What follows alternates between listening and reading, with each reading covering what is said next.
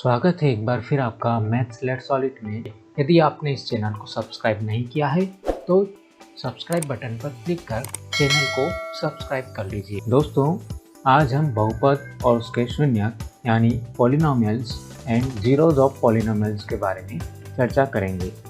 बहुपद का अर्थ होता है बहुपद। स्क्रीन पर 3 बहुपद रेखिक, द्विघात और त्रिघात बहुपद लिखे गए हैं। यहाँ इन बहुपदों में अल्फ़ाबेट x को हम चर राशि कहते हैं। इसे हम x, y, z आदि प्रतीक से व्यक्त करते हैं और पूरे बहुपद का मान इसी राशि पर निर्भर करता है।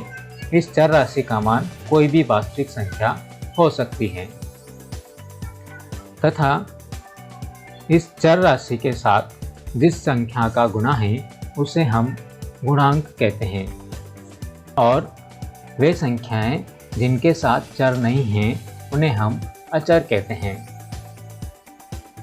अचर राशियां अक्सर श्रेणी में आखिरी में लिखी होती हैं। वास्तव में इन बहुपदों के गुणांक भी अचर राशियां ही होती हैं। इन बहुपदों में हम देखते हैं कि चर राशि की अधिकतम घात क्रमशः 1, 2 और 3 है, जिसे हम बहुपद की घात कहते हैं। अर्थात किसी बहुपद में चर की उच्चतम घात को ही बहुपद की घात कहा जाता है। अचर बहुपद जो हमने पढ़ा था उस बहुपद की घात 0 होती है। उदाहरण के लिए px बराबर 5 एक अचर बहुपद है, तो इसे हम अगर बहुपद के रूप में लिखना चाहें तो इसे हम लिखेंगे 5 × x की घात 0। अर्थात यहाँ पर उच्चतम घात 0 है, इसलिए हम कहेंगे कि अचर बहुपद की घात 0 होती है तथा 0 जिसे हम शून्य बहुपद भी कहते हैं, इसकी घात अपरिभाषित होती है। ये आप अपनी कॉपी में नोट कर लीजिए। चर की उच्चतम घात के आधार पर बहुपदों को हम विभिन्न श्रेणियों में विभाजित कर सकते हैं। चर की अधिकतम घात 1 होने पर उसे रेखिक बहुपद कहते हैं। अधिकतम घात 2 होने वाले बहुपद को द्विघात बहुपद और उच्चतम घात यदि 3 हुई तो उसे हम त्रिघात बहुपद कहते हैं। इसी प्रकार हमें 4 घातों वाला, 5 घातों वाला बहुपद मिलता जाता है। दोस्तों, इस रेखिक बहुपद में x का मान अलग अलग संख्या रखने पर हमें पूरे बहुपद का मान अलग अलग प्राप्त होता है, यानी px का मान भी हमें बार बार कोई नई संख्या प्राप्त होती है। उदाहरण के लिए यदि हम x का मान 1 रखते हैं तो हमें 6 प्राप्त होता है। 2 रखने पर हमें पूरे बहुपद का मान 8 मिलेगा, -2 रखने पर 0 और इसी प्रकार 0 रखने पर बहुपद का मान हमें 4 प्राप्त होता है। किसी चर राशि या x का वह मान जिससे बहुपद का मान 0 हो जाता है, x के उस मान को हम बहुपद का शून्यक कहते हैं। लेकिन क्या हमें बहुपद का शून्यक प्राप्त करने के लिए हर बार x के अलग अलग मान रखकर चेक करने की जरूरत है? नहीं, यह मान हम उस बहुपद को 0 के बराबर रखकर भी प्राप्त कर सकते हैं। उदाहरण के लिए इस बहुपद को अगर हम 0 के बराबर रखते हैं तो हमें x का मान मिलता है -2, जो कि इसका शून्यक है। बराबर। इसी प्रकार द्विघात बहुपद के शून्यक प्राप्त करने के लिए हम गुणनखंड विधि का प्रयोग करते हैं। इस द्विघात बहुपद के गुणनखंड करने पर हमें 2 रेखिक गुणनखंड प्राप्त होते हैं, जिससे हमें 0 के बराबर रखने पर x बराबर 4 और x बराबर -2 इसके 2 शून्यक प्राप्त होंगे।